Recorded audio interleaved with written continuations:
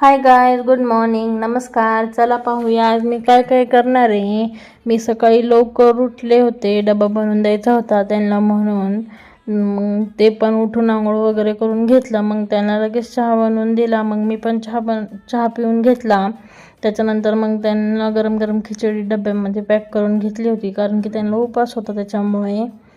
मग मी वरती गेले, वरचं आवरायचं होतं सगळं. मग मी वरचं सगळं आवरून घेतलं, घर झाडू वगैरे मारून घेतलं. त्याच्यानंतर मुलीला आंघोळ वगैरे घातलं, तिला पण शाळेत पाठवायचं होतं आवरून, म्हणून तिला मी जुट्टू घालत होते. तुम्ही बघू शकता ती कसं पाहत होती मला. मग मी तिला आवरून घेतलं. मग लगेच खाली आले, भांडे वगैरे सगळं धुवून घेतलं. मग मशीनला कपडे लावून घेतले होते, ते काढून सगळे वाळत टाकायला घेतलं होतं.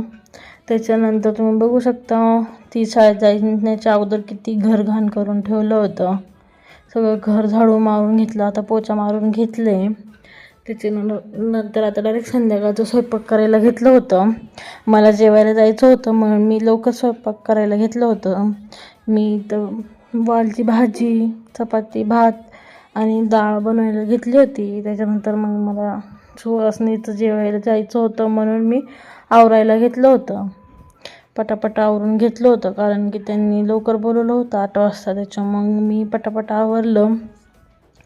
मग आता सुवासनीला जायला म्हणजे तर हात भरून बांगड्या घालायलाच पाहिजे, म्हणून मी बांगड्या वगैरे घातले. काही सिम्पलच हेअरस्टाईल केलं होतं, काय मी जास्त हेअरस्टाईल करत नाही. माझं हेअरस्टाईल असतं नेहमी. तुम्ही कधी पण बघू शकता मी असंच घालते, कारण की मला हेच सूट होतं म्हणून. त्याच्यानंतर मग मी खाली आले, वरणला फोडणी द्यायची होती. त्याच्यामुळं मग मी पटकन वरणला फोडणी देऊन लगेच गेले होते जेवायला. तुम्हाला कसं वाटलं हा माझा मिनी ब्लॉग मला नक्की कमेंट करून सांगा. तसेच व्हिडिओला लाईक करा, शेअर करा आणि चॅनल सबस्क्राईब करा. भेटूया पुढच्या व्हिडिओमध्ये.